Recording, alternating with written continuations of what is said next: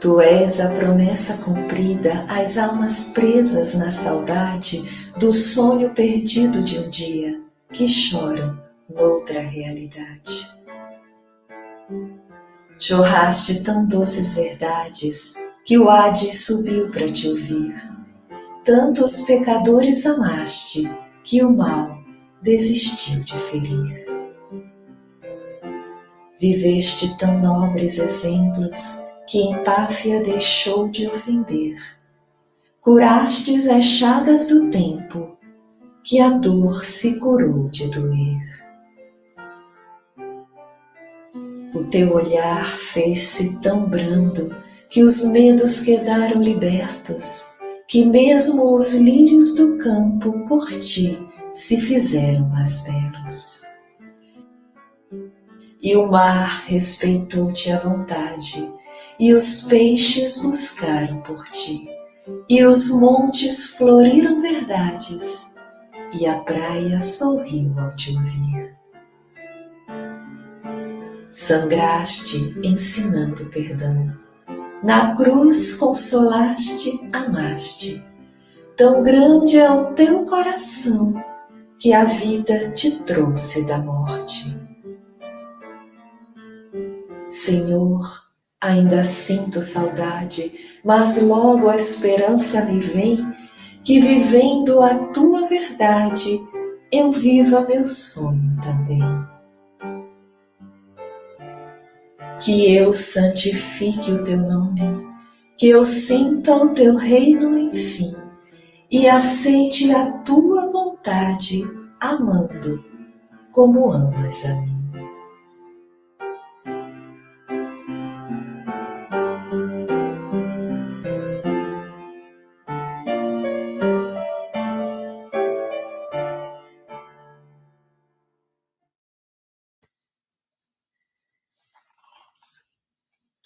A gente precisava disso hoje, né?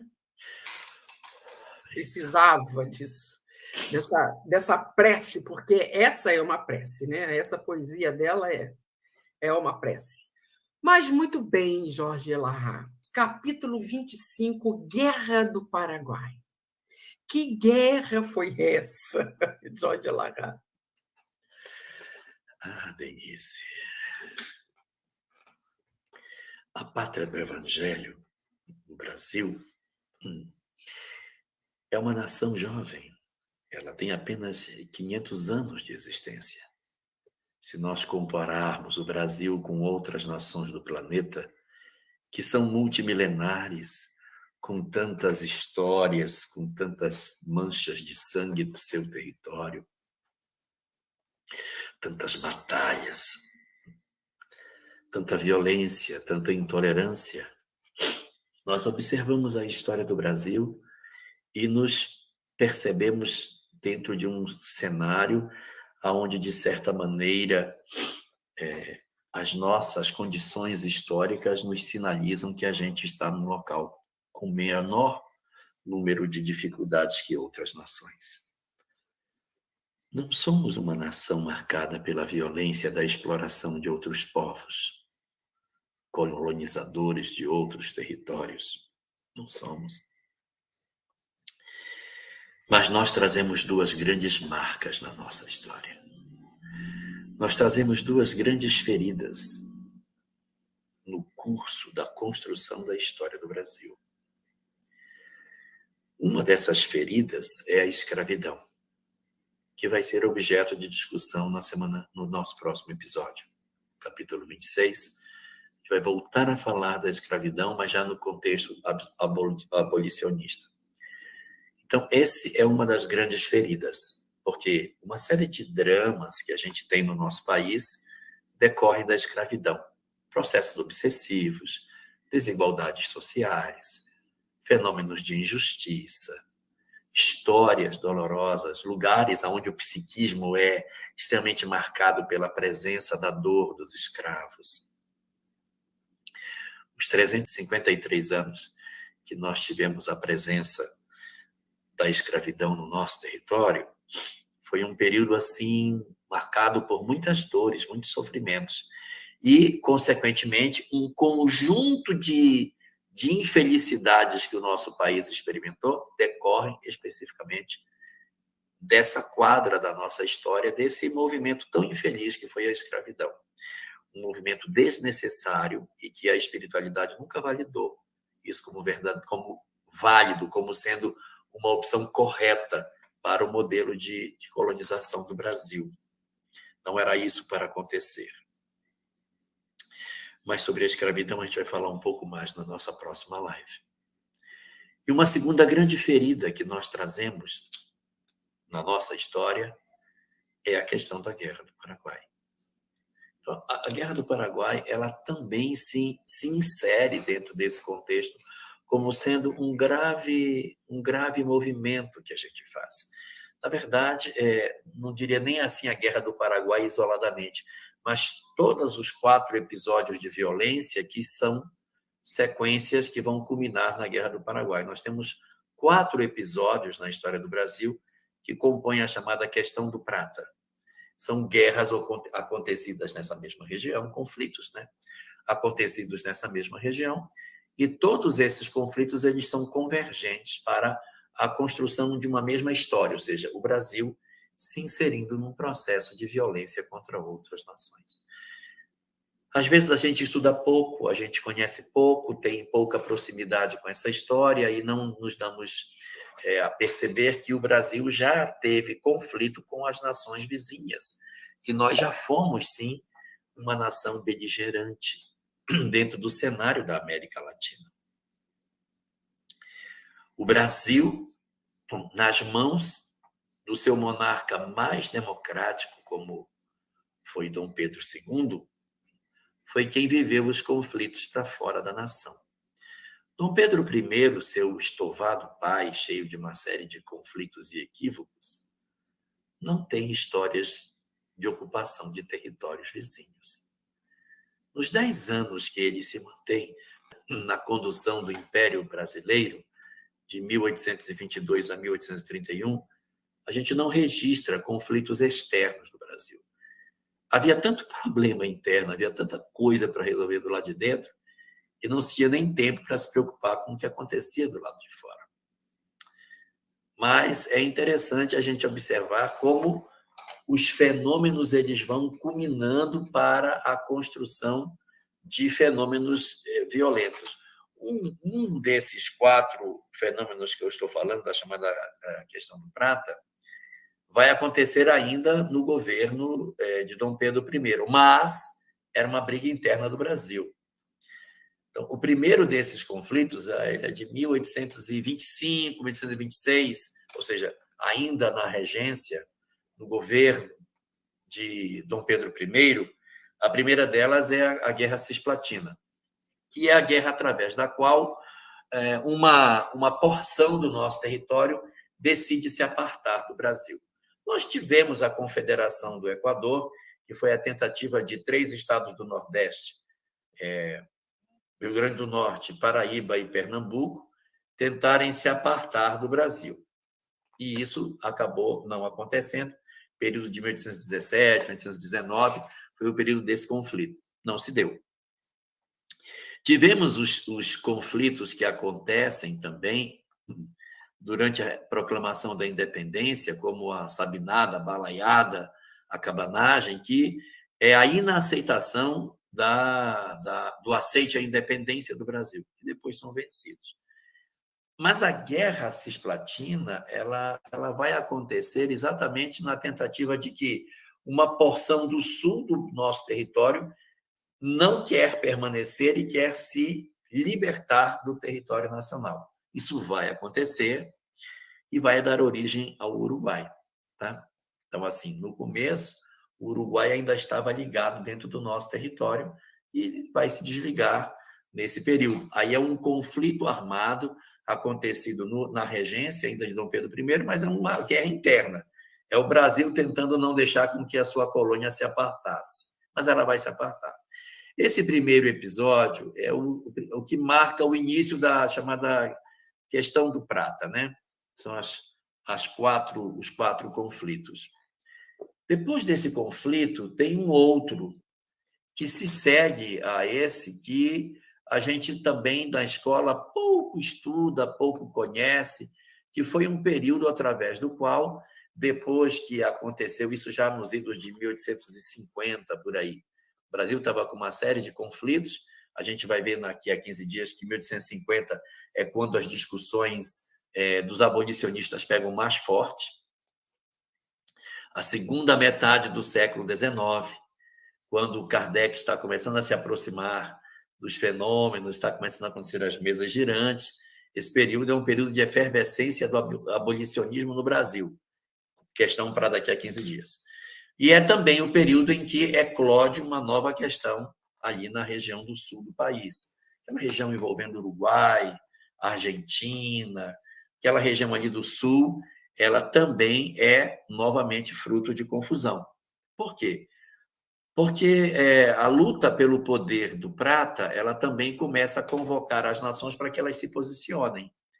Aí, esse segundo episódio, né, a chamada Guerra do Prata, é uma guerra por hegemonia do Rio. A Argentina quer mandar no Rio, acha que ela que deve dominar, quer se expandir territorialmente, em função do governo da época. O Uruguai já é nação, mas está num conflito de guerra civil, está numa perturbação danada, porque tinha se libertado e não tinha conseguido se equilibrar politicamente. Então, havia conflitos dentro do Uruguai. Aí, aquela confusão, aquele tumulto no Uruguai, a Argentina querendo dominar o Rio, governo de Dom Pedro II, ele manda o exército para nações vizinhas para marcar efetivamente o território como sendo um território que não poderia ficar sob a mão da Argentina. E ali tem um conflito armado. O Brasil se insere num conflito armado nesse período. Mas também, Elahá, o que eu achei impressionante aqui, que no próprio livro diz, que foi também muito assim, no certo, sentindo uma certa vaidade, sentindo uma certa supremacia nas demais nações. Não foi também muito por vaidade do Brasil, não, Elahá? É porque, na verdade, o que acontecia? Nós éramos a única nação dominada como império. As outras eram repúblicas. Nós éramos o império.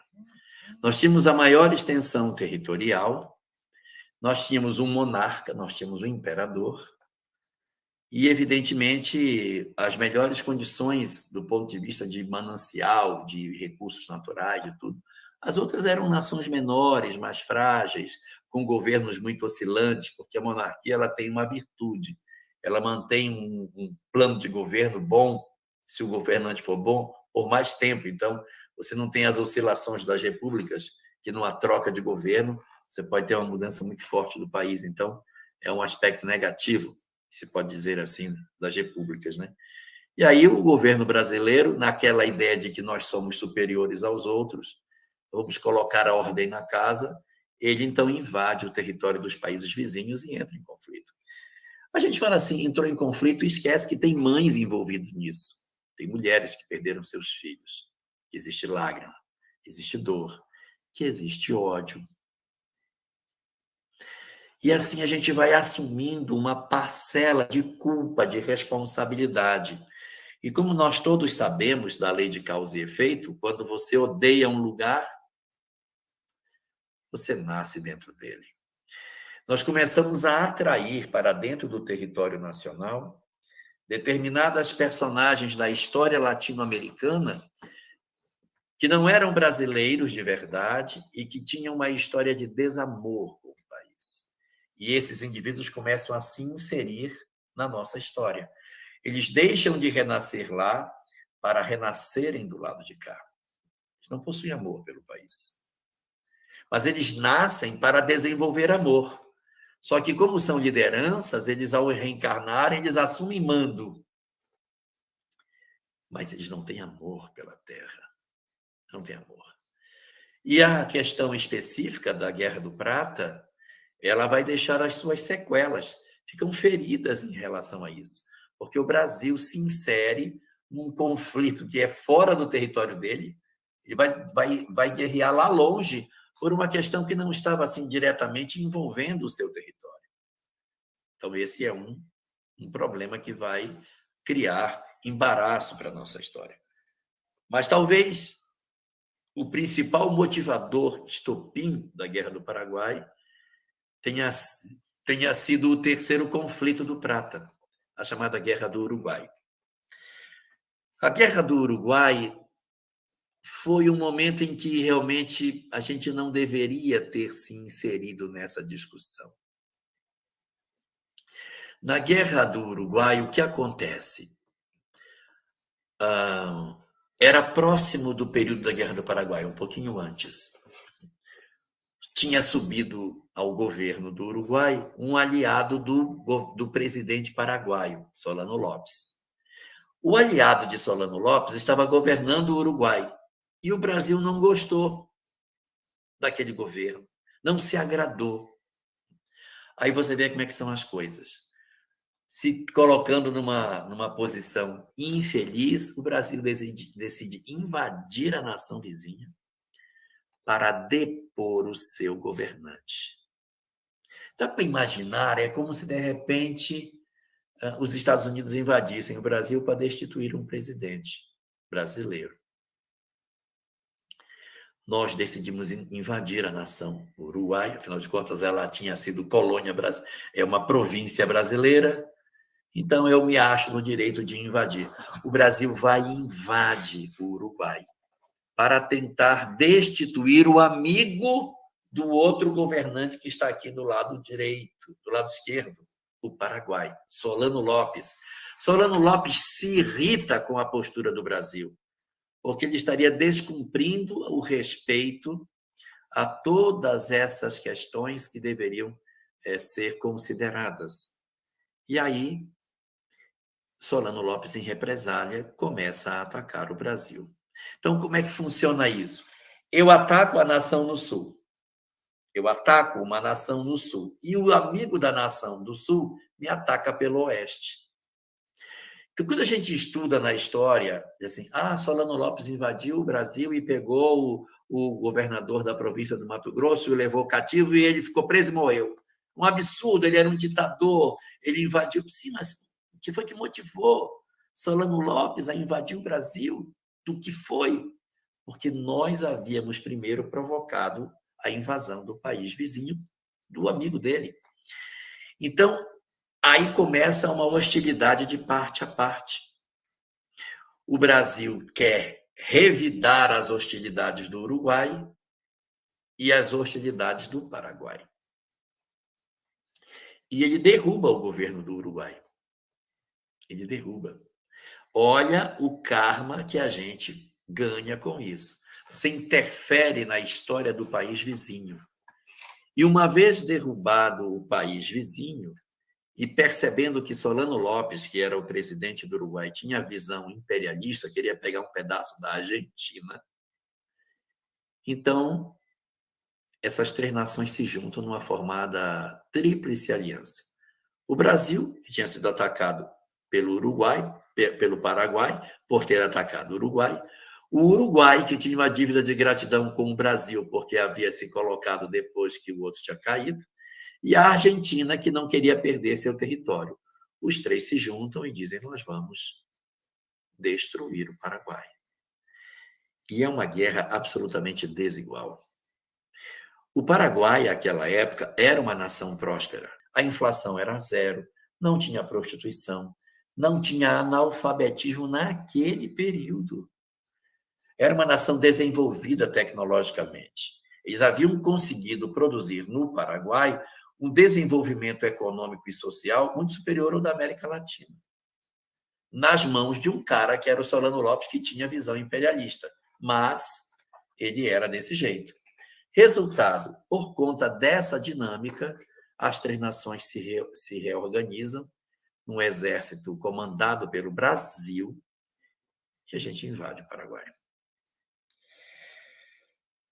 Quando a gente faz isso, a gente vai ter derrotas e vai ter vitórias. Os três exércitos eram muito superiores ao exército paraguaio. E nós vamos destruindo o Paraguai. Vamos destruindo a nação.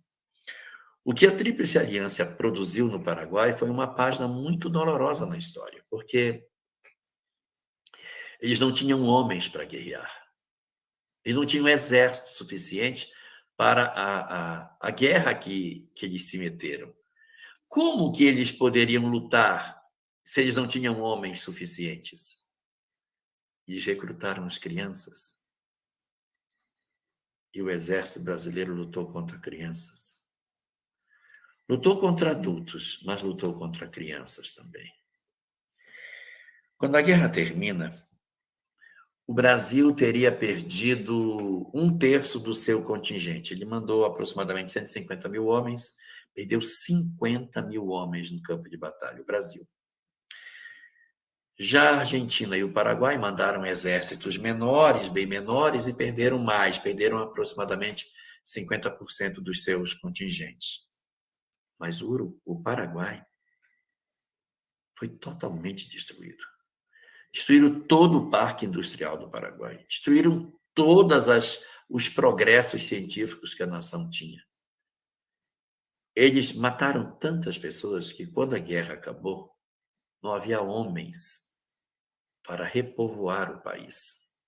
A legislação do Paraguai foi mudada para aceitar a poligamia, para permitir que se pudesse povoar o país.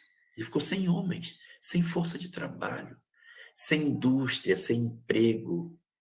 E além de todas as questões decorrentes dos traumas sociais e econômicos que aconteceram por conta da guerra, que realmente destrói uma nação, eles também tiveram que pagar uma dívida colossal como espólio de guerra.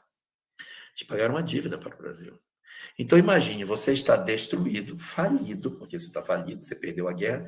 Quando você assina um tratado de paz, não é só assinar o tratado. Você assina compromissos, porque seu exército foi vencido. E o governo brasileiro exigiu o pagamento do ressarcimento das custas da guerra. O Paraguai teve que pagar o prejuízo dos homens, de tudo que foi movimentado pelo Brasil. E aí, aproximadamente durante uns 100 anos, o Paraguai ficou, 100, não chega a 100, uns 70 anos, o Paraguai ficou pagando essa dívida para o Brasil, passando para o governo brasileiro valores em função da guerra que havia acontecido. Como que essa nação vai se colocar de pé depois de tudo isso? Então, o Paraguai acabou sofrendo muito e ficando muito sequelado em função dessa guerra que aconteceu, tanto que ainda hoje existem feridas em virtude do desequilíbrio que foi produzido pela Tríplice Aliança, com um destaque especial para o Brasil, que foi realmente a nação que, de maneira mais intensa, invadiu esses territórios. A Ângela Sancho está perguntando aqui por que nenhum tomou posse do território do Paraguai. Eles não tomaram posse do território porque era um território falido. Mas todas as conquistas que Solano Lopes havia feito no território da Argentina, ele tinha tomado uma região ali de Corrientes, entre rios, aquilo tudo os argentinos tomaram de volta. E ele ficou realmente bem menor, só que, na verdade, totalmente desestruturado como nação. Receber aquilo como herança de guerra seria muito ruim. Era melhor que ele pagasse a dívida do que ficar como os conflitos. E você não pode esquecer que tem gente morando nesse território. E é horrível você ter que administrar um território que pertence a outro povo. É muito difícil. É melhor que o território fique e você cobre dívida para poder não se desgastar na administração de um momento tão doloroso que aquele país estava vivendo. Então, o que a gente observa de tudo isso antes da gente entrar nos aspectos espirituais de toda essa questão? É que as movimentações de massa, elas têm compromissos kármicos. Todas as vezes que uma nação invade outra nação, ela automaticamente assume um compromisso. E isso as nações não se dão conta, elas fazem movimentos imperialistas porque desconhecem a lei da reencarnação. E mais tarde os dominados reencarnam dentro dos dominantes e acabam corroendo a sociedade de dentro para fora. Eles trazem conceitos diferentes, ideias distintas, perda de nacionalismo, desinteresse pela nação, porque eles não são daquele lugar. Eles trazem uma certa aversão por aquele ambiente. E eles podem, de repente, conviver no lugar, mas não ter interesse no progresso desse lugar. É por isso que a gente precisa ter muito cuidado com tudo aquilo que diz respeito a movimentações de massas, porque existem os conflitos do indivíduo, em que eu erro e eu tenho conflito com alguém, e o conflito que eu tenho com alguém gera um problema com relação a mim, mas existe também os conflitos de ordem coletiva, os conflitos sociais, que geram compromissos sociais.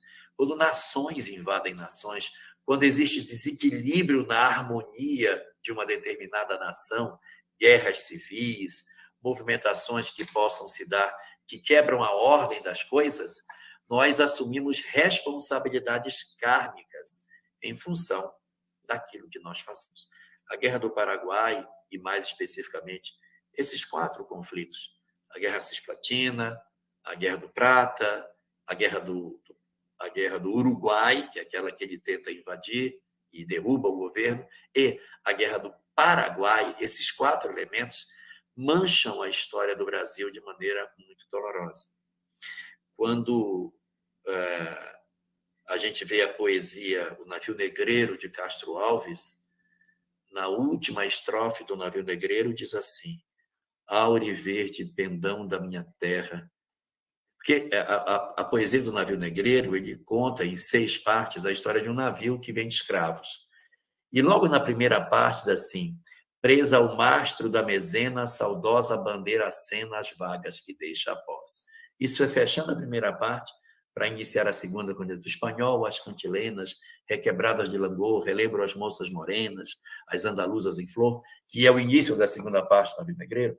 No finalzinho, ele fala de uma bandeira, saudosa bandeira acena as vagas que deixa após. Mas ele não sabe quem é a bandeira, não sabe de que país é, só diz que tem uma bandeira no mastro.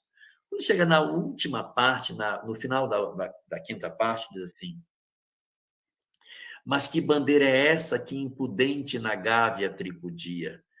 Aí ele olha para cima e vê a bandeira. Aí que ele reconhece que bandeira era essa que estava no mastro do navio que levava aquilo. Mas que bandeira é essa que impudente na gávea tripudia? Aí levanta os olhos, olha e diz: chora, chora, musa, que inspirava o poema. Chora, chora, musa, que o pavilhão se lave no teu pranto. Que o pavilhão, que é a bandeira, que o pavilhão se lavasse com o pranto da musa. Aí entra a última parte do poema em que ele diz: aure verde pendão da minha terra, que a brisa do Brasil beija e balança, estandarte que a luz do sol encerra as promessas divinas da esperança, tu que da liberdade após a guerra foste hasteada pelos heróis da lança, e está se referindo à Guerra do Paraguai, que tinha acabado de encerrar, porque ela termina lá em 1870, e a poesia de 71, antes que houvessem roto na batalha, antes os soldados tivessem rasgado a bandeira na batalha, do que servires a um povo de mortalha. E aí ele vai mostrar que a bandeira do Brasil estava servindo de mortalha para um povo inteiro, que era o povo da escravidão. E ele faz alusão à Guerra do Paraguai, exatamente ali, porque a Guerra do Paraguai, eles chegaram em Assunção e lá eles fixaram a bandeira do Brasil na última batalha que teve, que, segundo os historiadores, já foi uma batalha travada basicamente com um exército de adolescentes, crianças, que combateram no último fronte para a vitória do exército brasileiro. Então, são motivações muito significativas para que, de repente, a gente analise. Diante da lei de causa e efeito, o que teria acontecido com esses espíritos que foram aviltados, destruídos, humilhados? Quanto ódio não se gerou, quanta violência, quanto desamor, quanto sentimento de vingança não pode ter sido nascido dessas invasões. Então, o que acontece por conta disso? Para diminuir o ódio, os espíritos renascem nos territórios que eles odeiam. E a nossa história do Brasil, ela registra uma série de indivíduos que parecem não ter amor pela pátria. parecem não ter interesse de valorizar aquilo que o país possui. Não se interessam pelo progresso da nação. Estão interessados apenas em si, e às vezes até conspiram contra ela, como se ela fosse uma grande fonte de recursos inesgotáveis. E acaba acontecendo que esses indivíduos reencarnando, eles vão deixando a sua presença na história e, por serem inteligentes, assumem postos de mando, o que é muito natural. Eles são inteligentes, eram grandes homens em outras nações, chegam aqui, têm a veia política e eles, evidentemente, podem assumir posições de comando e deixando no curso da nossa história mais recente o rastro da sua presença dentro da história do país. Então, a escravidão deixa em nós sequelas dentro da nossa estrutura social. A escravidão deixa sequelas sociais e econômicas no país, com as desigualdades sociais, os processos obsessivos, a intolerância racial e uma série de fenômenos, enquanto a Guerra do Paraguai traz um problema de ordem política e econômica para o país, porque a discussão aqui é outra, a discussão são espíritos inteligentes que renascem no território nacional e que trazem feridas para nós. Qual é o resumo da ópera? Nós temos que tomar muito cuidado quando a gente mexe com massa, porque quando a gente mexe com massa, a gente assume compromissos imensos. Não estou dizendo com isso que as pessoas devem fugir das responsabilidades e tentar, de alguma maneira, fugir. Não quero isso, que Deus me livre. Não, nós temos que assumir as responsabilidades, porque os postos de mando precisam de pessoas de valor, senão quem vai tomar conta? Mas é preciso ter lucidez para que a gente exerça o mando com serenidade, com capacidade de entendimento de que existem consequências kármicas para esses processos de violência que a nossa humanidade possui. E aqui eu evocaria um trecho do livro Memórias de um Suicida, em que, nesse livro, é o primeiro capítulo da segunda parte da obra, Denise, diz assim, que existem 4 tipos de espíritos que são atendidos na colônia aonde Camilo e seus amigos são recolhidos, chamada Colônia Correcional Maria de Nazaré. Nessa colônia, que só recebe suicida, ele diz que tem 4 indivíduos que são acolhidos ali dentro, 4 tipos de suicidas.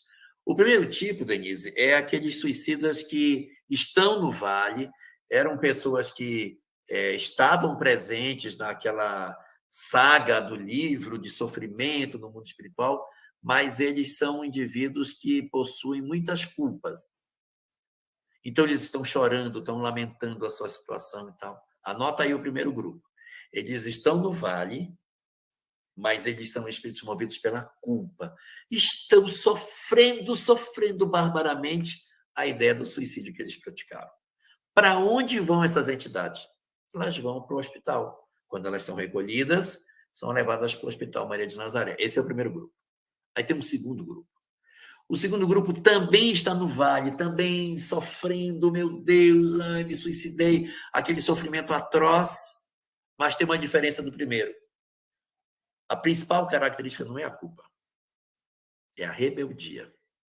Não aceitam o comando da colônia, não aceitam, olha, você tem que... Não vou seguir essa regra, não, eu quero voltar, eu quero ver minha família, eu não quero ficar aqui. E não aceita as orientações, é rebelde, é resistente. Esses que são resistentes, mas estavam no vale, eles não vão para o hospital. Eles vão para um outro local chamado isolamento, que é um eufemismo para prisão. Na verdade, é uma prisão. É uma fortaleza que tem, as pessoas ficam aprisionadas ali. Então, o isolamento é um nomezinho mais doce para falar daqueles que estão presos, para que eles não se rebelem contra o poder da colônia. Então, o primeiro grupo é o grupo formado por aqueles que são suicidas, mas que possuem culpas, mas são fáceis de lidar, aceitam o comando. O segundo grupo também são suicidas, mas eles não aceitam comando. Terceiro grupo, suicidas que não estão no vale. Que há muita tendência das pessoas acharem que os que são suicidas estão tudo no vale. Negativo. Existem suicidas que não vão ao vale. E o livro diz que quem está no vale está bem, porque está protegido, está guardado no vale. Piores estão aqueles que nem sequer para o vale vão. E existe.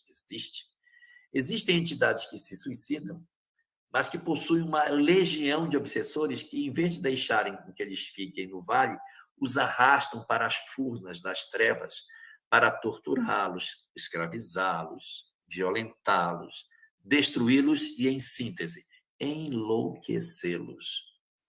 Aí você diz, nossa, mas quem poderia ser uma entidade para ter um destino desse? Quantos líderes do mundo a gente conhece que fomentaram a guerra, que destruíram milhões de vidas e depois se suicidaram quando se sentiram vencidos? Vocês devem conhecer alguém na história que pode ter passado por essa situação. Foram senhores da guerra, movimentaram a máquina de guerra e quando se perceberam que estavam cercados e vencidos, se suicidaram e deixando um exército de desgraça por onde passaram. Esses indivíduos podem ter, por conta disso, uma quantidade imensa de inimigos. Eles não vão para o vale. Eles estão arrastados pelos seus obsessores num processo de perseguição tenaz, na qual os seus inimigos o tentam escravizar e tentar destruí-lo. E é preciso um trabalho muito diligente feito lá pela colônia, em que, com os telescópios que eles têm, eles procuram localizar aonde essas entidades estão para iniciar um trabalho de resgate. Esses, quando são encontrados, não ficam no hospital, nem no isolamento. Eles vão para o manicômio, porque as sevícias que eles sofreram os enlouqueceram. Então, eles ficam guardados num local completamente diferente dos demais para não assustar as pessoas. E o quarto grupo são os suicidas, que são obsessores desses que eu estou falando. Esses ficam presos na torre, eles não ficam nem no mesmo lugar dos outros, para isolar os obsessores, que são entidades monstruosas, deformadas, que muitas vezes perderam a concessão da própria forma humana e estão lançados nos antros de sofrimento. Então, eles estão resgatados nessa condição. Então, você vê que quando você movimenta massas, quando você movimenta multidões e você promove dores, promove sofrimentos, não se iluda. Os nossos inimigos espirituais vêm buscar. Por isso, a gente nunca deve ter revolta. Olha o que fulano está fazendo, é um absurdo, é um absurdo. A lei conhece os mecanismos que ela tem. E se a gente pudesse sentir de maneira mais próxima os mecanismos da lei de causa e efeito para os senhores da guerra, para os senhores da violência, para aqueles que propõem as ações marcadas pela violência para a tentativa das soluções sociais, a gente pensaria duas vezes antes de movimentar a máquina de guerra para alcançar os nossos objetivos. E a Graziele, ela já pergunta, mas cadê o anjo de guarda desses espíritos? Pois é. O anjo da guarda desses espíritos não está desatento. Ocorre que essas entidades, Graziele, elas acabam se identificando com seus obsessores. Eu evocaria aqui um caso que tem no livro Painéis da Obsessão, chamado Caso Fernando. Fernando era um homem bem-sucedido que estava passando por uma tuberculose, já em vias de desencarnar num hospital, um sanatório feito só para tuberculosos, cuidado de freiras. Quando estava já em processo desencarnatório, as freirinhas estavam todas ali orando para a desencarnação dele, que já estava partindo. E os mentores espirituais postados em redor da cama para realizar o processo desencarnatório de Fernando para levá-lo. Quando eles são apostos para iniciar o trabalho do processo desencarnatório, entra uma horda de entidades perversas pela janela. Espíritos horrendos, que trazem na coleira outros espíritos em forma animalesca. E essas entidades entram e as entidades que estão na coleira começam a uivar, querendo ir para cima do desencarnante, e elas são contidas à força pelos seus guardadores, que impedem que eles avancem sobre aquela pessoa que está desencarnando. E aí os obsessores chegam e o Fernando, que está desencarnando, começa a ficar desesperado. Ele começa a se debater, começa a ter convulsão, e as freiras não sabem o que está acontecendo. Os mentores tentam negociar. Não, calma, nós só queremos levá-lo. Não, Fernando é nosso. Não, por favor, deixe-nos ficar com ele. E começam a interceder, deixa eu ficar com ele. Olha, você não vê o progresso que ele fez? Nós todos éramos escravos dele. Ele nos torturava. Alguns de nós morreram sob o chicote dele. Agora é a hora da vingança. Nós estamos esperando por esse tempo há anos. Nós vamos levá-lo para a furna onde estão todos os seus inimigos. E aí, nessa hora, os mentores insistem, e aí o líder deles diz assim: por que você está tentando? Você não sabe que ele não sintoniza mais com vocês na nossa presença? Ele perdeu completamente o vínculo com vocês, ele só nos vê, ele não vê mais vocês, ele é nosso.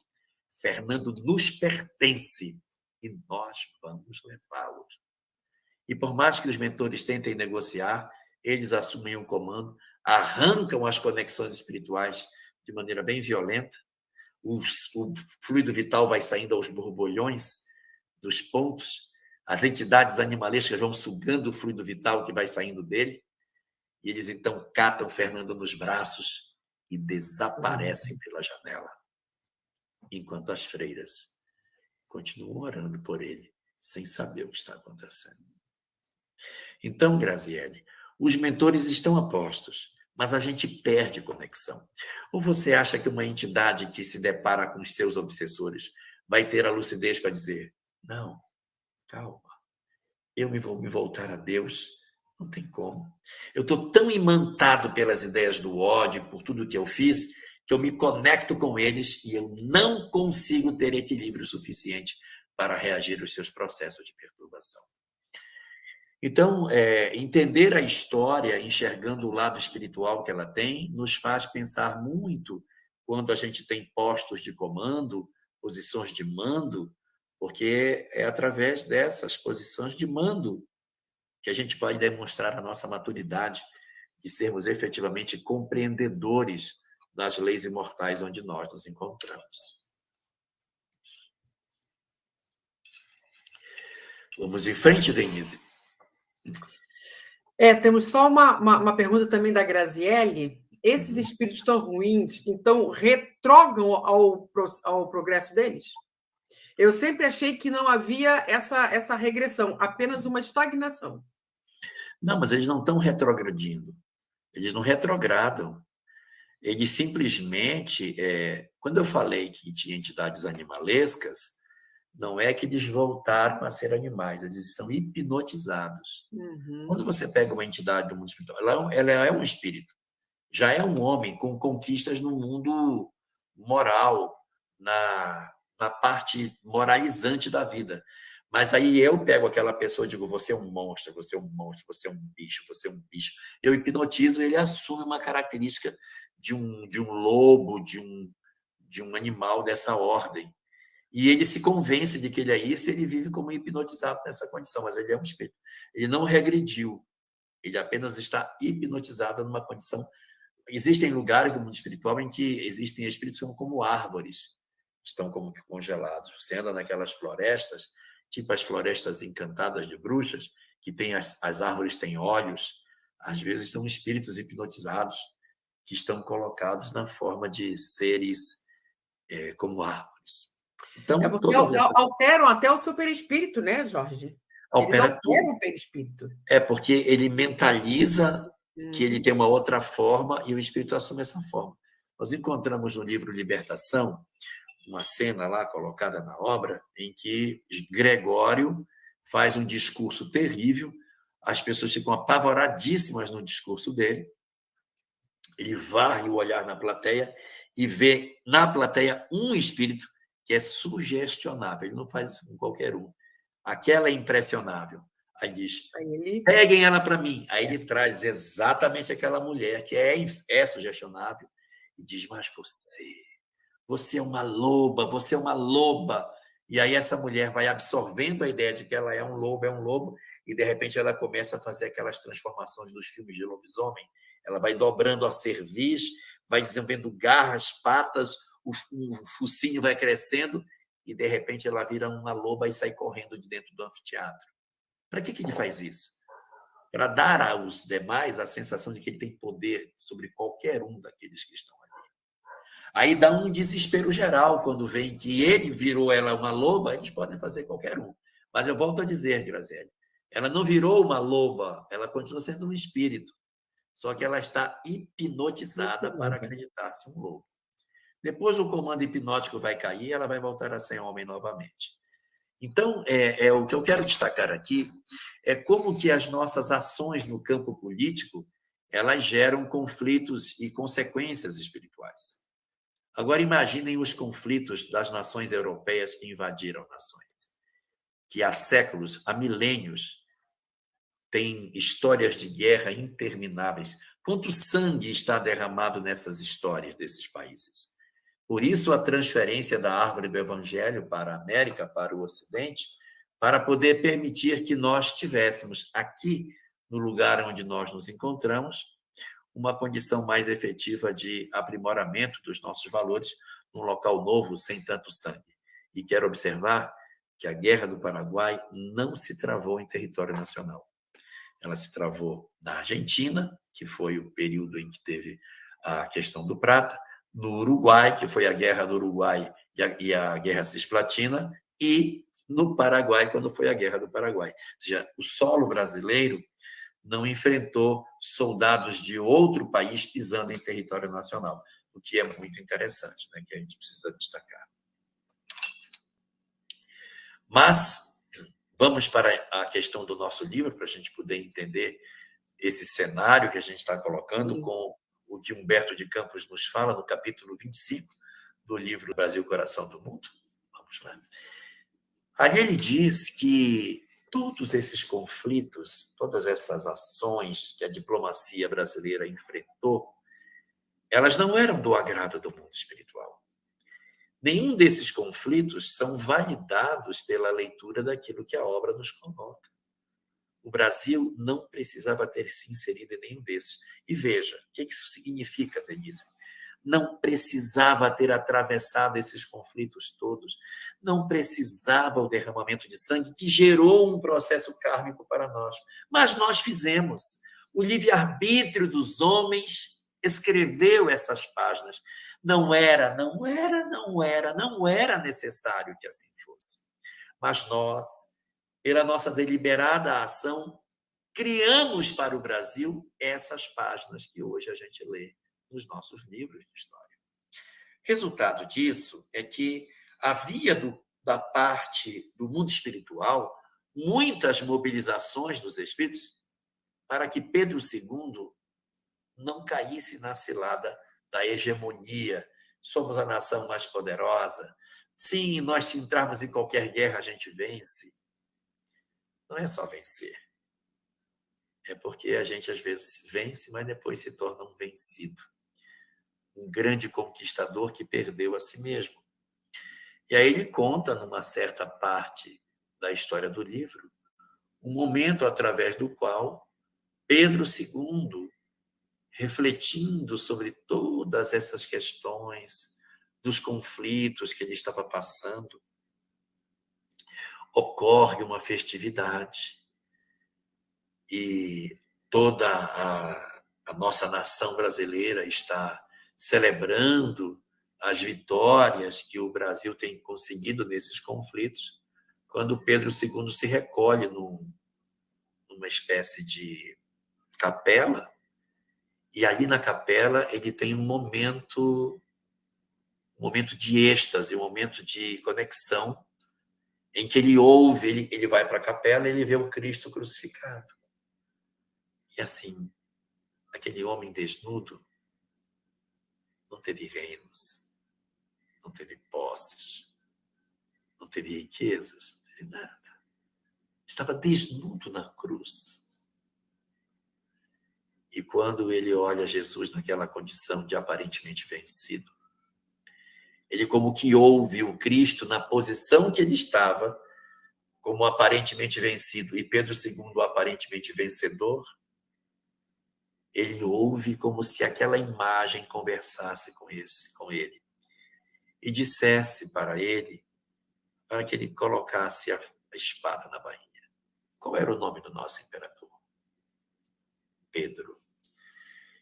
E quando na hora que é feita a prisão de Jesus no horto, Pedro, seu discípulo, tira uma espada e corta a orelha de Malco, o servo do sumo sacerdote. Jesus junta a orelha no chão, cola no lugar, vira-se para Pedro e diz: Pedro, coloca a tua espada na bainha. Não beberei eu, porventura, o cálice que meu pai me deu? Só que na história do livro Brasil, Coração do Mundo, Pátria do Evangelho, quando ele está ali nessa reflexão, ele ouve como se a voz daquela imagem dissesse: Pedro, guarda a tua espada na bainha, porque quem com o ferro fere, com o ferro será ferido. Aí a gente poderia imaginar, nem aconteceu, ninguém invadiu o Brasil, feriu uma nação, quem com ferro fere, com ferro vai ser ferido. Ora, ninguém nos invadiu, ninguém tomou o nosso território, não sofremos isso. Então as palavras de Jesus não se cumpriram. Não. O ferro que nos fere é, na verdade, a reencarnação maciça de uma série de espíritos indiferentes com a história do Brasil, que compõem nossa política e que, de certa maneira, é o ferro nos ferindo de volta pela lei de causa e efeito. E esse aumento é um aumento muito forte dentro da obra, né, Denise? Dentro dessa discussão. Porque esse diálogo, né, que ele tem com o Cristo crucificado é um momento que dá aquele nozinho na garganta com que o Cristo fala para ele, né? Ele diz o seguinte, o lamentável precedente da invasão efetuada pelo Brasil no Uruguai está se referindo ao terceiro conflito, a Guerra do Uruguai, quando o Brasil se arvorou de querer invadir o Uruguai para depor um presidente que ele não gostava. Então, imagina, eu não gosto do presidente que é de outro país, eu vou mobilizar as minhas forças para derrubá-lo. Não gosto dele, eu vou me mobilizar.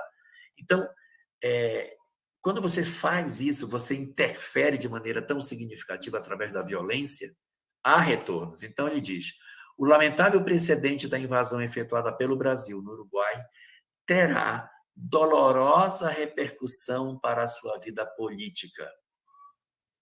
E teve. Porque Solano Lopes deu o troco, abriu a guerra no Paraguai e arrebentou com uma série de situações dentro do Brasil, gerando ecos dessa situação até os dias de hoje.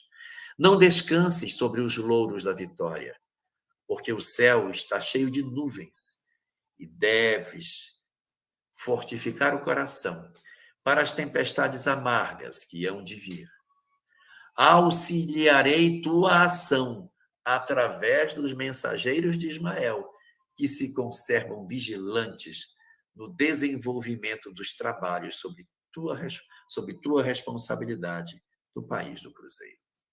Mas que as tristes provações gerais, em perspectiva, sejam guardadas como lição inesquecível e como roteiro de experiência proveitosa para as tuas atividades no trono.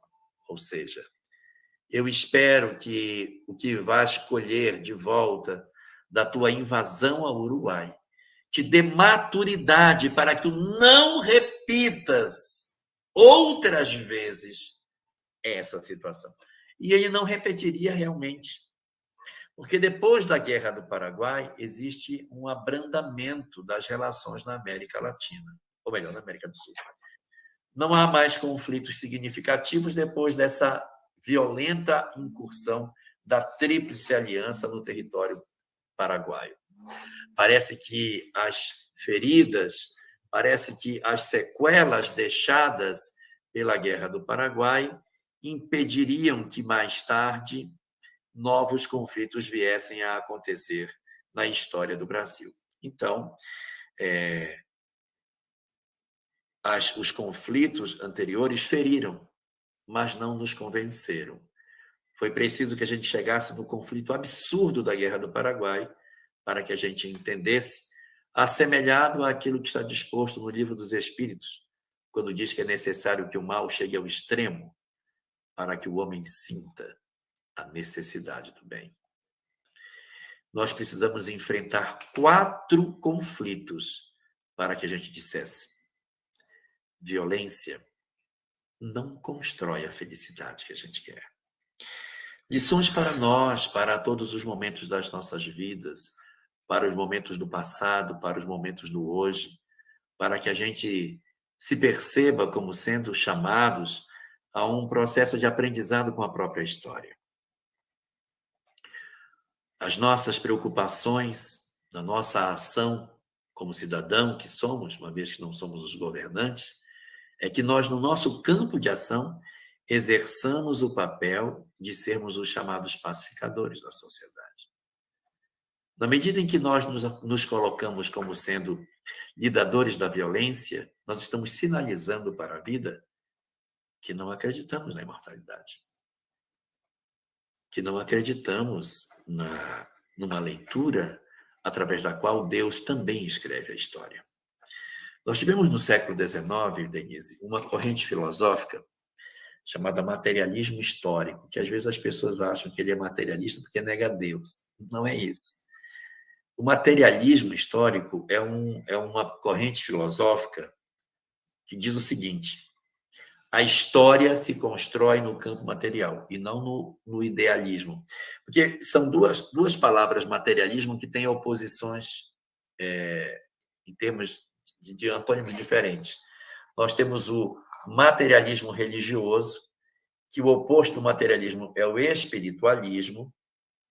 Então, eu tenho o materialismo, que é a negação do espiritual, e temos o espiritualismo, que é a visão de que a vida tem uma face transcendente. Mas tem uma outra palavra chamada materialismo, do campo, do ponto de vista filosófico, que o oposto do materialismo não é o espiritualismo, é o idealismo. Qual é o idealismo? Não, Deus está cuidando, as coisas vão se resolver, no campo das ideias. O materialismo histórico diz: não, a gente constrói a história no braço. A gente constrói a história através da nossa ação. A nossa ação. Então, eles não consideram a intervenção divina na história. Não, quem faz a história? O homem. Não existe intervenção divina na história. Somos nós que construímos. Por isso que é materialismo histórico. A história se constrói pela vida material, sem a presença de Deus. É a mão do homem que faz a história. É o sangue do homem, é o tiro, a morte, a ação, a revolução que promove efetivas mudanças sociais. Materialismo histórico. Então, não está dizendo que Deus não existe, está dizendo que a história se constrói pela ação material do homem. Então, durante boa parte do século XIX, esse pensamento de que a história se constrói pela mão do homem, o materialismo histórico, esteve muito presente.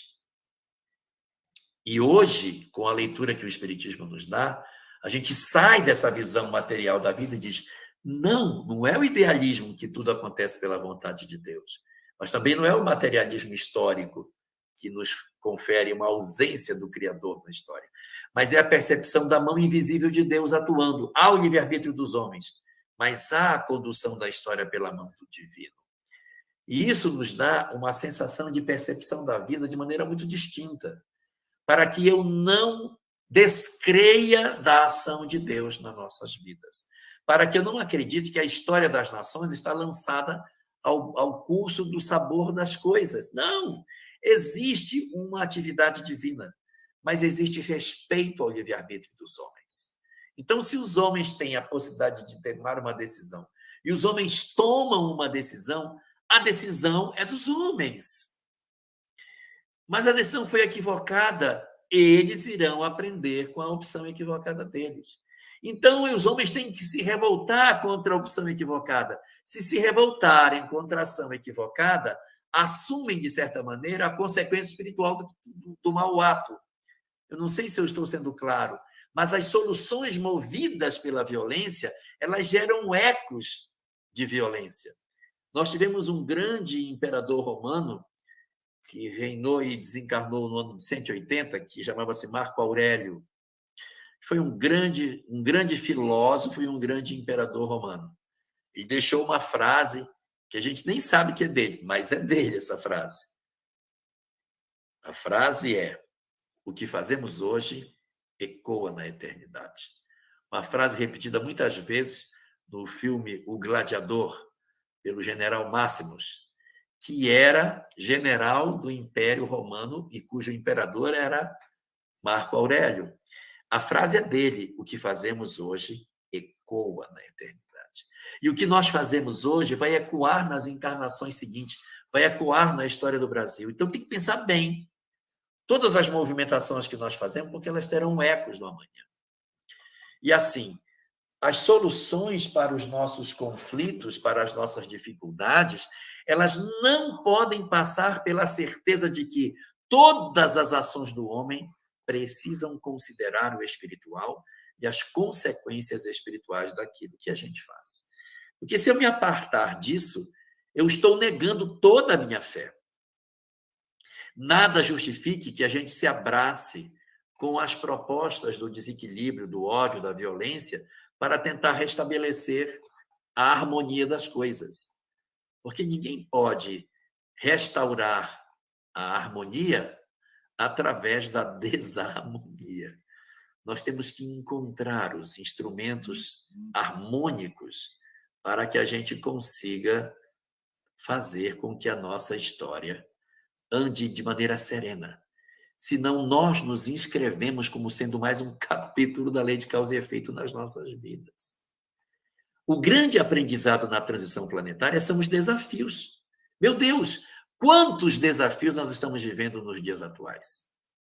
Eu digo para vocês, eu não gostaria, eu estou falando para você, não sei a Denise, eu não gostaria de ser jovem no dia de hoje. Eu não gostaria de ser. Porque tem muitos perigos hoje. Quando eu fui mais jovem, não tinha tanto perigo. Hoje tem muito perigo. O acesso ao álcool hoje é muito mais fácil que no passado. O acesso à droga, meu Deus, é muito franco hoje. O acesso a todas as formas de drogadição estão muito próximas da juventude. Você se mantém indene de tudo isso é muito mais difícil hoje do que há 100 anos atrás, quando eu era jovem, né? Então já está muito diferente de quando eu era. As práticas de sexualidade hoje são muito diferentes de quando eu era jovem. Nós tínhamos uma outra forma de entender a relação das nossas práticas sexuais no período da minha juventude. Hoje é muito mais difícil você se manter na linha. Está tudo aberto, está tudo escancarado.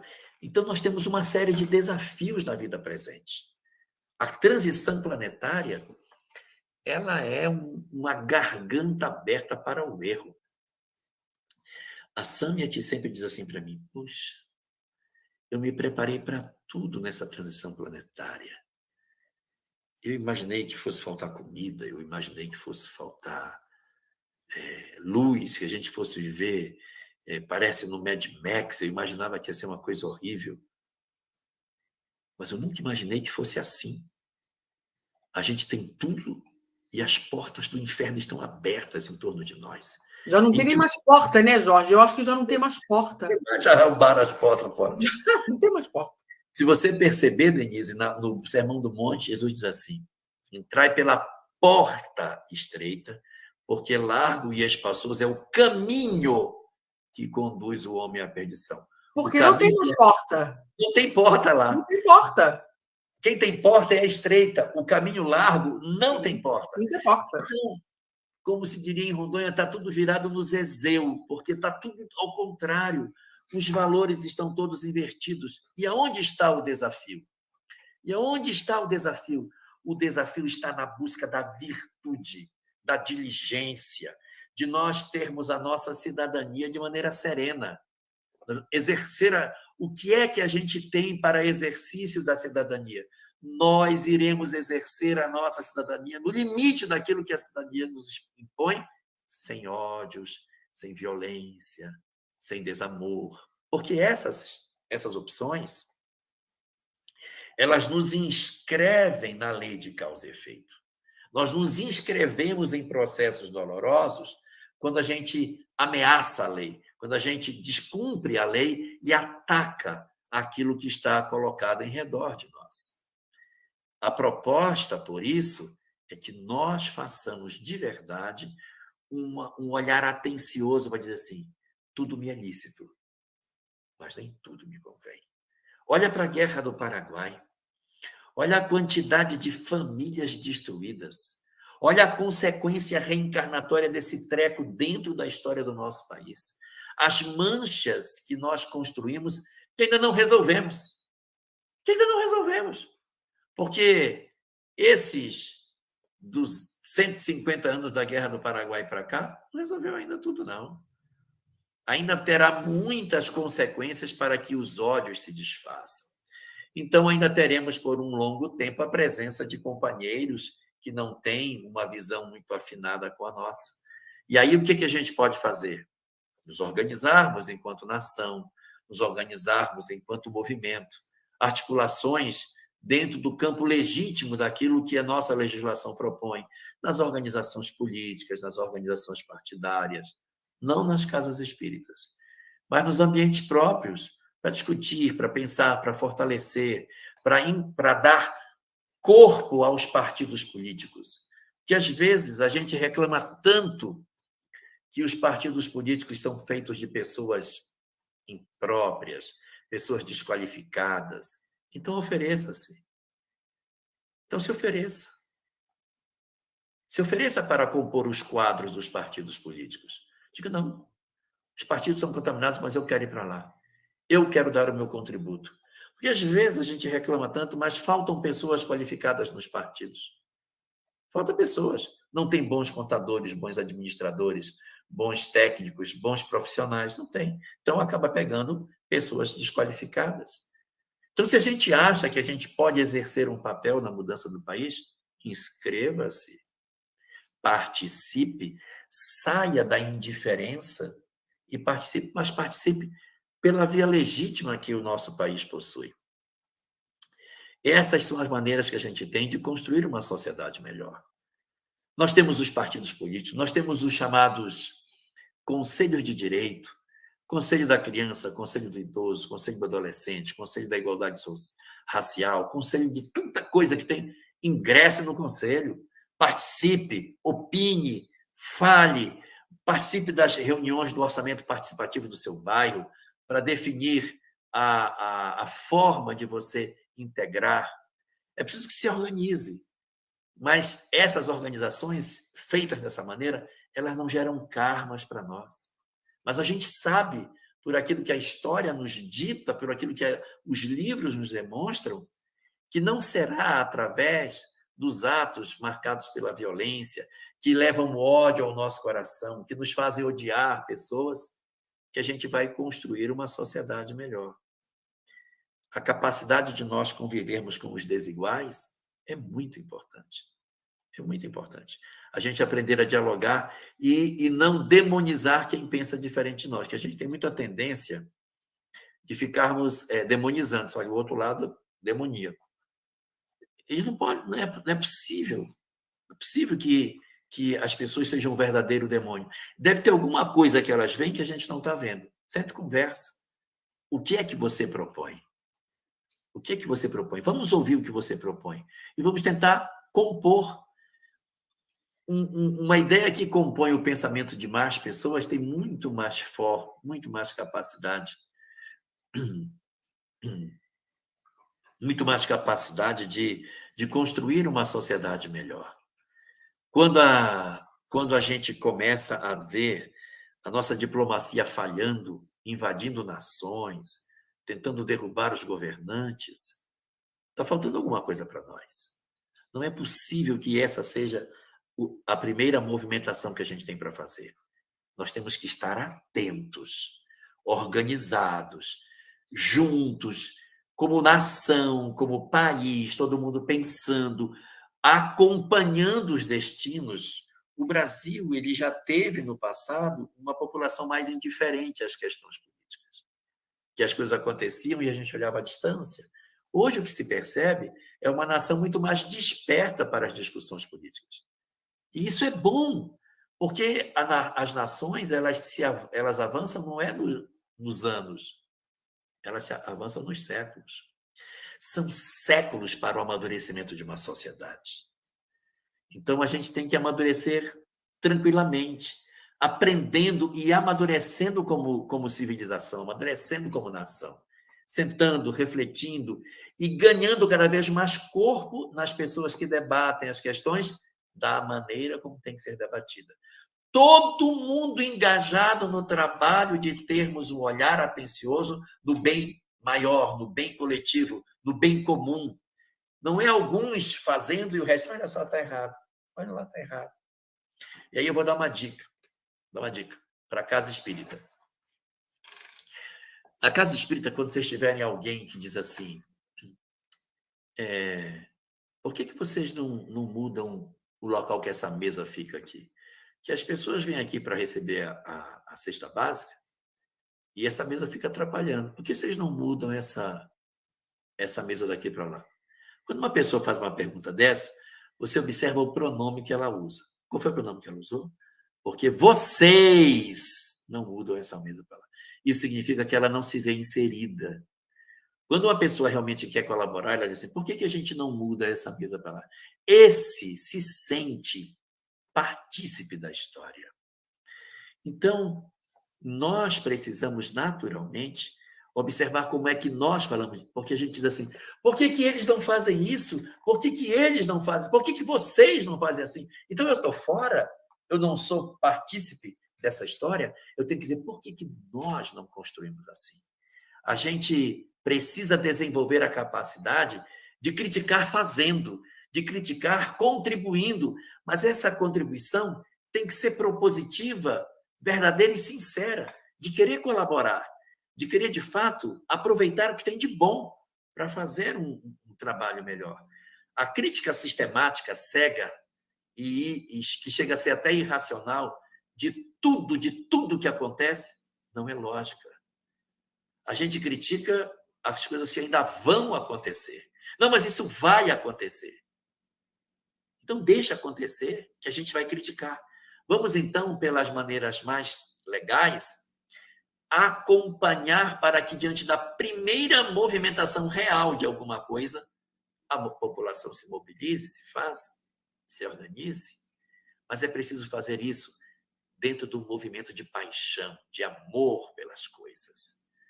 Porque não será nós nos movimentando de maneira até violenta, impensada, que a gente vai conseguir, na verdade, alcançar o grande objetivo que a vida tem. Talvez nós sejamos no momento da nossa adolescência, dos nossos conflitos existenciais enquanto Brasil. Estamos na adolescência, eu não sei se eu penso assim, se eu penso assado, eu penso assim, eu penso assado. Parece que tem duas cabeças dentro de mim, porque metade de mim pensa de um jeito, metade do tempo eu penso assim, metade do tempo, 50% do meu eu pensa assim, 50% do meu eu pensa de outro jeito.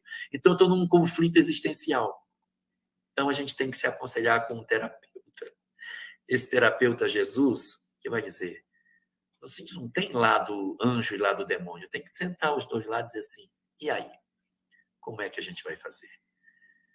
A gente não caminha como o Saci Pererê pulando de uma perna só, tem que ser com as duas pernas. Então, você tem que ouvir um lado, ouvir o outro. Proposta boa, vamos fazer proposta boa. Mas se alguma coisa sair do eixo, nós temos uma série de instrumentos para fazer isso, usando os instrumentos naturais que a nossa sociedade possui. sem ódio, sem violência, sem agressividade, sem que a gente queira destruir a sociedade, mas sim querendo amadurecer com ela, guardando a serenidade de que somos almas imortais, somos espíritos imortais. Nós não somos crentes do materialismo histórico. Nós acreditamos na intervenção de Deus no livre-arbítrio dos homens. A história se constrói pela mão dos homens sob a bênção de Deus. Então, Deus interfere nesse mecanismo. As questões magnas da vida têm a presença do divino. Então, não nos esqueçamos que quem toma conta da torneira é Deus. A hora que Ele quer, Ele decide na hora de alguém partir. Hoje, muitos partiram para o mundo espiritual. No dia de hoje, muitas pessoas partiram, deixando saudades, deixando corações partidos, e outros ficaram. Os que ficaram têm um compromisso de dar continuidade aos ideais positivos. E se alguns que ele quis que ficassem, ficaram, é porque é da lei que assim seja. Então, aceitemos, de certa maneira, os desígnios divinos e nos submetamos de maneira mais tranquila e serena pela compreensão de que a história passa e nós temos que fazer a nossa história. Porque assim como o país tem uma história, nós também temos a nossa. Se o Brasil tem os seus karmas coletivos, nós também podemos desenvolver os nossos karmas individuais. É por isso que a gente precisa estar atento, para que a gente não se comprometa diante de tudo isso, mas faça da nossa passagem pela história do Brasil um contributo efetivo para não sermos o estopim do 5º conflito dentro da nossa história. Já chega da Guerra Cisplatina, já chega da Guerra do Prata, da Guerra do Uruguai, da Guerra do Paraguai, dos escândalos da escravidão. Nós estamos maduros o suficiente para darmos as soluções que têm que ser dadas, dentro da diplomacia, na serenidade que temos que ter e na certeza de que é preciso dialogar, é preciso conversar, porque se metade da minha cabeça pensa de um jeito e metade da minha cabeça pensa de outro, você só vai andar se dialogar, porque só com a metade ninguém vai conseguir governar. A gente precisa ter a capacidade de entender que a gente não pode construir a história do Brasil dentro da violência. As guerras anteriores já nos mostraram isso. E digo mais, já tivemos vários momentos na história do Brasil que a gente pensou que o caldo fosse entornar. Não, agora vai virar. Agora a nação divide, agora vai dar uma convulsão. E algo parece uma mão invisível vem e diz, não, calma, vamos organizar, e aí as coisas vão, se acomodam e elas seguem. O que se precisa agora é que a gente seja chamado de filho de Deus, os pacificadores. Não estou dizendo para que a gente se transforme em indivíduos amorfos, apáticos, inertes, não. Mas escolher as formas corretas de se fazer o trabalho. Mostrar que a gente precisa garantir com que o país siga sereno é muito importante. Então, é desmontar os dois lados. Desmontar os dois lados. Porque ninguém vai comandar sozinho. Não pense que o lado que venceu é vitorioso. É como essa vitória de Pedro II. Ele estava celebrando a vitória, uma vitória que tem gosto de derrota. E assim, você vence com metade. Se você vence com metade, você tem metade contra você. Como é que você governa? Você tem que sentar para dialogar. Ninguém governa com metade. Não tem como. Nem maioria é. Metade. Metade não é, porque essa metade tem os que não foram, que não é metade. E aí? Como que governa? Como que governa? Então tem que dialogar. E isso mostra as forças que existem dos dois lados. E eu acredito muito que a gente, sabendo ter essa habilidade, essa sabedoria, a gente vai poder ter condições de fazer um trabalho melhor de equilíbrio dentro da nossa sociedade.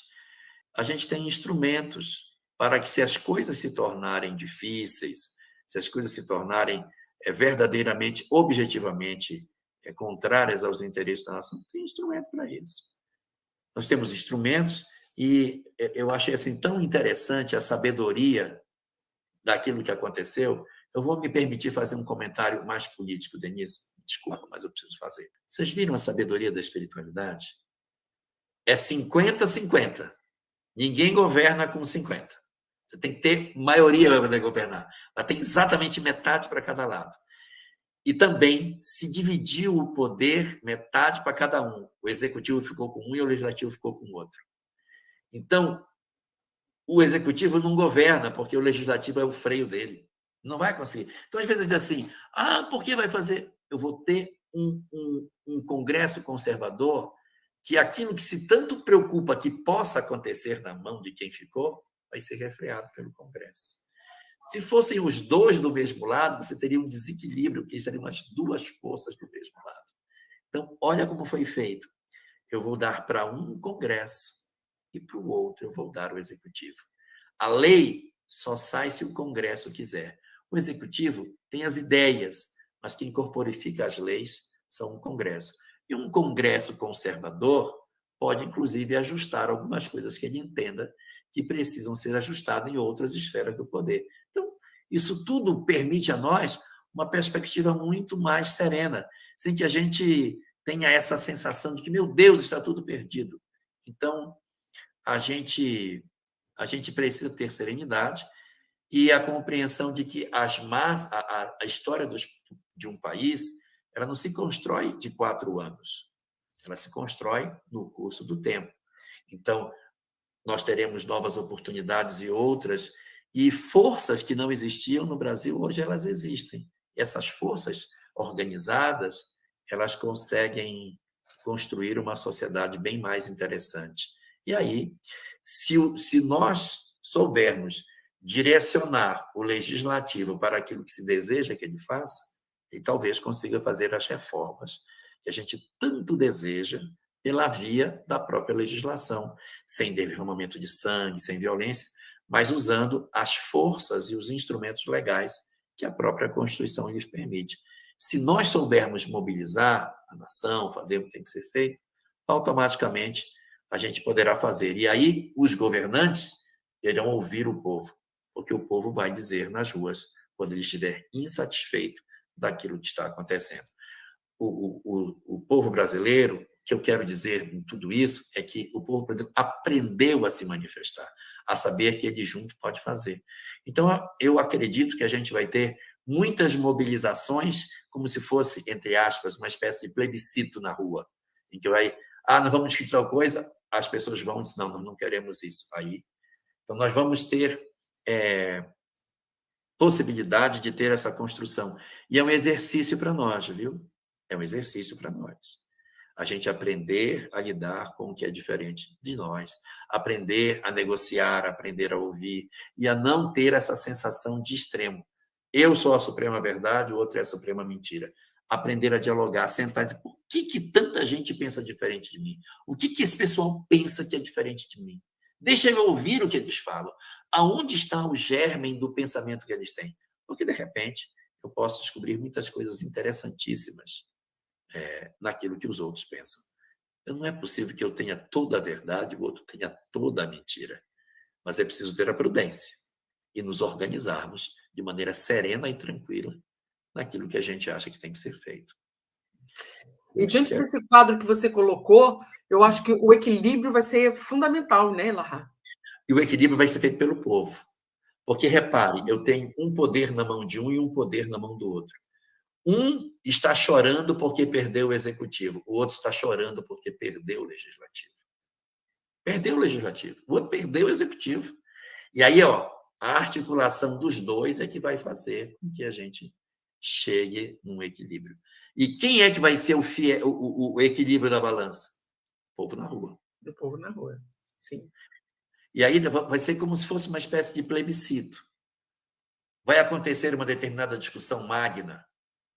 Por exemplo, não vou falar de pena de morte, porque se é questão cláusula pétrea, nunca vai se discutir isso. Vamos discutir a questão do aborto. Você joga a questão do aborto. A população vai para a rua e diz para o Congresso, eu não quero. e o Congresso recua, porque o Congresso ele tem que ter ele tem que ouvir a voz das ruas, senão ele não se reelege. Então, aí ele vai ter que votar. Mas se a população não se manifestar, ele vai decidir sozinho. Só que esse Congresso, um pouco mais conservador, ele vai ter uma tendência a ser mais preocupado em ouvir as pessoas. E isso vai fazer com que a gente desenvolva a convivência harmônica dos diferentes, dos desiguais. Isso vai ser um aprendizado lindo se nós soubermos fazer. A gente vai poder sentar e dizer, tá bom, sozinho eu não vou, e você sozinho também não vai. Vamos sentar e vamos tentar trabalhar juntos. E a vigilância, o controle social, a nossa participação, ela vai ser muito importante. Não estou falando para a gente ficar inerte diante do que estiver errado. Não, se manifestar, mas tem forma de se manifestar. E aí, talvez, quem sabe, haja uma grande onda de chegada de muita gente boa nos partidos políticos, porque as pessoas vão querer voz para se manifestar. Aprenderam a perceber que elas possuem a possibilidade de se manifestar e elas, então, se aproximem dos partidos políticos nas diversas expressões, dos diversos matizes que ele tem, e não somente uma expressão de um lado só. A gente tem que aguardar as coisas realmente, porque a gente também não pode ser inconformado com certas coisas. Precisa de comprovações para que a gente consiga dizer, sim, isso de fato aconteceu. Então, a gente vai ter que aguardar aquilo que a história vai nos reservar. E estejamos apostos para fazermos as coisas sempre por amor e não por raiva, por ódio de alguém. Elahá, você faz então a nossa prece de encerramento? Faço, sim. Faço, Denise, com muito prazer.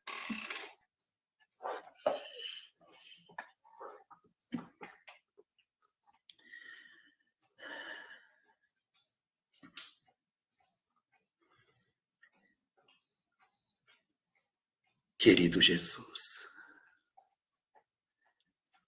nessa noite que tu nos concedes, para que reunamos os nossos corações em prece,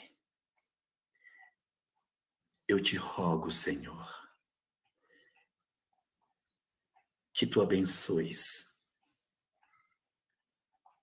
a todas as almas que deram a sua contribuição para a história desse país. Protege os grandes vultos históricos que colaboraram para a edificação da pátria em que vivemos. Os grandes espíritos que encarnaram entre nós para edificarem a construção da nação brasileira. Onde quer que eles se encontrem, que tu possas levar o nosso pleito de gratidão pelos esforços que fizeram, pela entrega de suas vidas, para que o país se transformasse naquilo que ele hoje é. Derrama as tuas bênçãos sobre os espíritos luminares, conhecidos ou não, que encarnaram sobre o solo brasileiro para produzir aqui os germes que nós precisaríamos desenvolver para que o país se transformasse na pátria do Evangelho. Que todos esses que desfilam nos nossos livros de história possam ser abençoados nos seus múltiplos exemplos, nas múltiplas formas com as quais contribuíram dentro da sua esfera de ação para que o Brasil alcançasse a condição que hoje apresenta.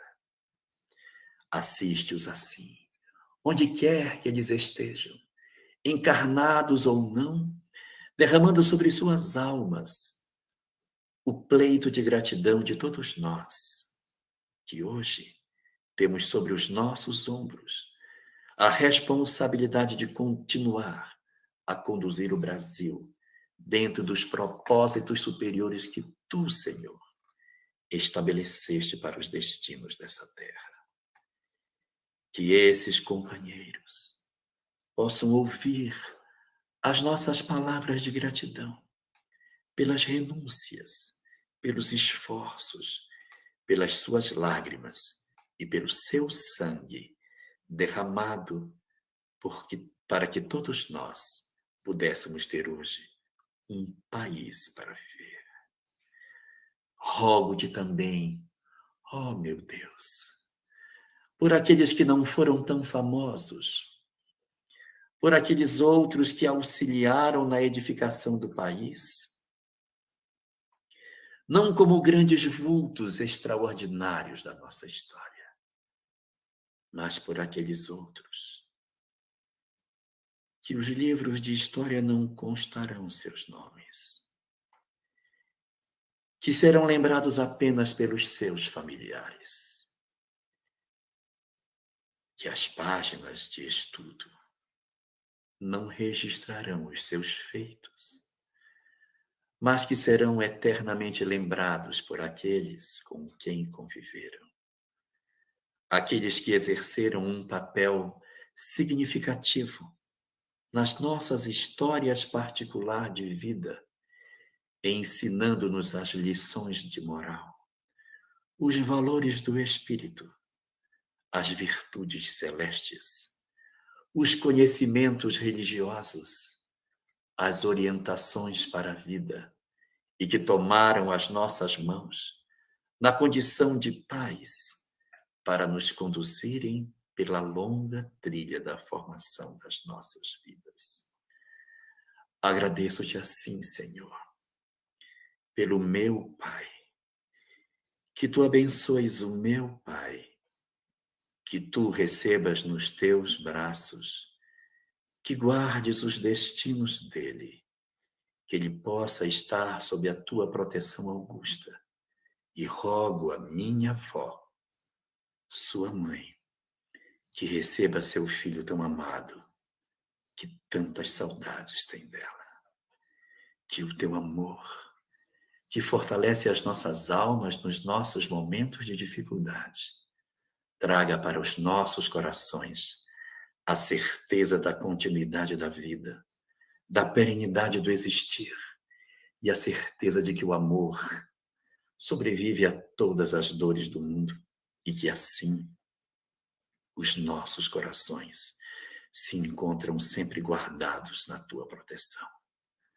Que as tuas bênçãos se espalhem por sobre todos os pés da terra, que envolvam todas as almas que padecem e que os nossos corações, fortalecidos no propósito de amar e servir, traga para todos nós brasileiros, o desejo único de unirmos os nossos propósitos para que a nossa nação consiga atravessar em paz mais um momento importantíssimo da sua história.